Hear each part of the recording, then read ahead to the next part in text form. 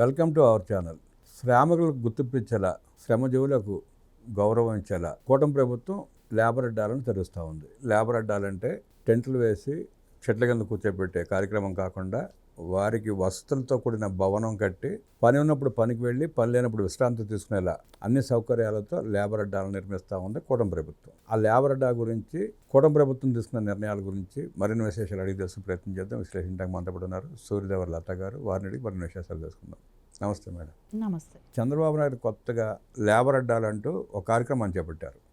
దానివల్ల కార్మికులకి, శ్రమజీవులకి పనికొచ్చే అంశాలు, వాటి వల్ల వారు పొందబోయే లబ్ధి ఎట్లా చూస్తారు, ఎట్లా విశ్లేషిస్తారు? అంటే మనం ఇప్పుడు హైదరాబాద్లో ఇట్లా చోట కూడా లేబర్ అడ్డాలని ఉన్నాయి కానివ్వండి, అదే రోడ్లపైన జనాలు గుంపుగా నిలబడతారు. ప్రతి చోట అదే ఉంది. ఎక్కడ కూడా వాళ్ళకంటూ ఒక షెడ్ లాంటిది కానివ్వండి, ఆ నీడ పట్టను కూర్చోవటానికే కానివ్వండి, ఇవన్నీ ఎక్కడా లేదు.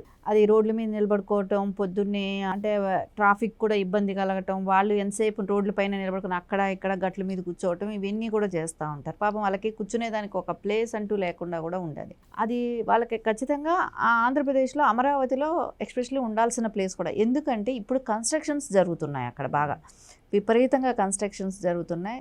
లేబర్ ప్రతి వాళ్ళకి కూడా వర్క్ అనేది ఉంటుంది అక్కడ. సో అది కూడా గతంలో జగన్మోహన్ రెడ్డి టైంలో ఏమైందంటే ఏ పని అక్కడ కన్స్ట్రక్షన్స్ అనేది జరగలేదు.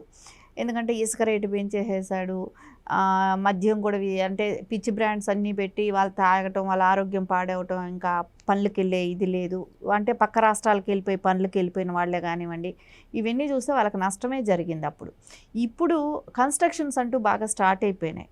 మొత్తం అన్ని చోట్ల కూడా కన్స్ట్రక్షన్స్ జరగటం, ఇసుక కూడా అందరికీ బాగా దొరుకుతూ ఉండటంలో, తక్కువ రేట్లో రావటం కూడా కానివ్వండి, అమరావతిలో పనులు కూడా బాగా జరగటం కానివ్వండి, ఇవన్నీ అంటే ప్రైవేట్ కన్స్ట్రక్షన్స్ కూడా స్టార్ట్ అయిపోయినాయి కాబట్టి వాళ్ళకి వర్క్ అనేది ఎక్కువ ఉంటుంది.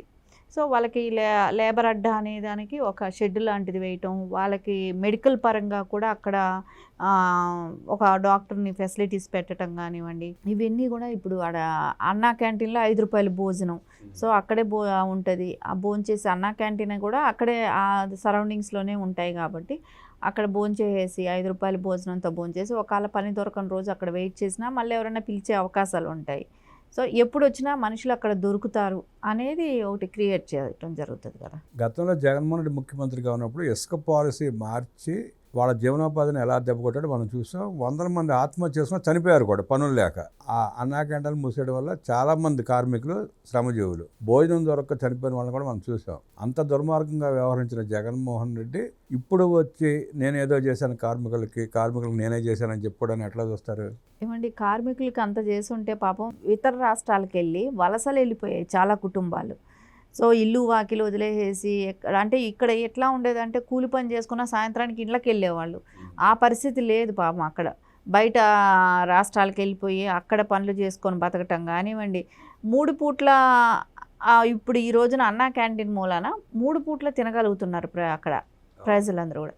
వాళ్ళకి ఒక అంటే ఎవరైనా తినే తిండిని లాగేస్తారా? అది ఎంత దుర్మార్గం అసలు. అలాంటిది జగన్మోహన్ రెడ్డి చేయటం కానివ్వండి, అన్నా క్యాంటీన్లు అన్నీ మూసేయటం కానివ్వండి. నీకు అన్నాన్ని నచ్చకపోతే ఇంక వేరే పేరు పెట్టుకొని చేసి ఉండాలి. ఇప్పుడు అది ఎవరికైనా ప్రజలకి పనికొచ్చేదే. అట్లా నువ్వు అన్నా అని అనుకుంటే నిన్న అన్నా అనుకున్నారని చెప్పి చేసుకో, అంతే కదా. జగన్మోహన్ రెడ్డిని కూడా అన్నా అని పలకరించారని అనుకో.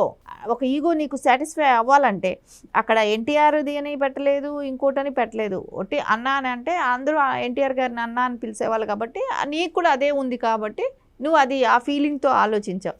కానీ అక్కడ ప్రజలకు ఎంతమందికి ఉపయోగపడుతుంది? రిక్షా అంటే ఆటోలు తోలుకునే వాళ్ళు కావచ్చు, ఇట్లా కూలి చేసుకునే వాళ్ళే కావచ్చు, రైతులు కావచ్చు.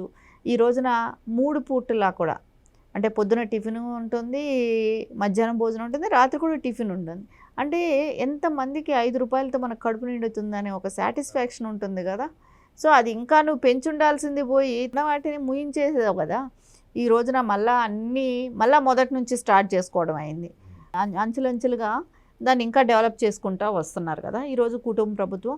సో ఇది ఖచ్చితంగా లేబర్ అడ్డా అనేది మటుకు ప్రజలకు అందరికీ కూడా, అంటే లేబర్స్కే కాదండి, వాళ్ళు పనిచేసే వాళ్ళకే కాదు, ప్రజలకు కూడా కన్వీనియంట్గా ఉంటుంది. ఏ టైంకి వెళ్ళినా మనకు దొరుకుతారని. వాళ్ళకు ఒక సరైన వసతి లేకుండా ఉన్నప్పుడు వాళ్ళు వెయిట్ చేయలేరు. ఇప్పుడు 10, 11 అయిపోతే ఎండండి, ఎండ వాన చలి 9కే స్టార్ట్ అయిపోతుంది ఎండల్లో ఉండలేరు. ఇంకా వర్షాకాలం వస్తే ఇంకా అసలు వర్షంలో నిలబడుకోలేరు. సో వాళ్ళకి అసలు రోడ్లపైన ఎక్కడ కూర్చుంటారు, ఎక్కడ ఉంటారు. సో బాత్రూమ్ ఫెసిలిటీస్ ఉండవు. సో ఇవన్నీ మహిళలు కూడా ఎంతోమంది ఉంటారు, మహిళలకు అందరికీ కూడా ఇబ్బంది అవుతుంది. ఈ రోజున అది కూడా కాకుండా ఇంకొకటి కూడా అభివృద్ధి చేస్తున్నారు. వాళ్ళకి ఏ రంగంలో వాళ్ళకి అంటే ఎలక్ట్రీషియన్లుగా చేసే వాళ్ళకే కావచ్చు, ఈ మేస్త్రి పనులు చేసే వాళ్ళు, కార్పెంటర్స్ కానీ వీళ్ళకి అందరికీ కూడా ట్రైనింగ్ క్లాసెస్ కూడా. సో ఇది చాలామందికి టెక్నికల్ రేపు నెక్స్ట్ భవిష్యత్తు ఏదైనా ఉందనంటే ఇదే భవిష్యత్తు ఉంది. ఎందుకంటే వీళ్ళకి ఎప్పుడూ వర్క్ ఉంటుంది. సో ఈ రోజున ఏఐ వచ్చి చాలామంది సాఫ్ట్వేర్ ఉద్యోగాలు పోతున్నాయి ఇవన్నీ అంటున్నప్పుడు వీళ్ళకి నిరంతరం ఉండే జాబ్ ఏదైనా ఉందంటే ఇది కన్స్ట్రక్షన్స్ ఎప్పుడూ జరుగుతూనే ఉంటాయి, ఇంట్లో ఎలక్ట్రికల్ పని ఎప్పుడు నడుస్తూనే ఉంటాయి, వుడ్ వర్క్లు కానివ్వండి, ఇలాంటివన్నీ కూడా హార్డ్ వర్క్ అన్నీ కూడా ఎప్పుడూ నిత్యం మనకు అవసరం ఉంటుంది.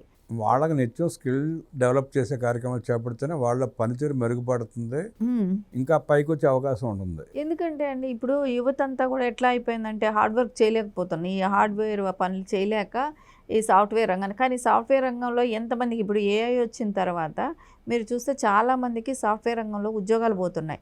ఇది యూత్ను కూడా ఎంకరేజ్ చేసినట్టు. ఇప్పుడు కొత్త కొత్త టెక్నాలజీస్ వస్తున్నాయి, దీనిలో కూడా డిజైనింగ్సే కావచ్చు, యంత్రాలు వస్తున్నాయి.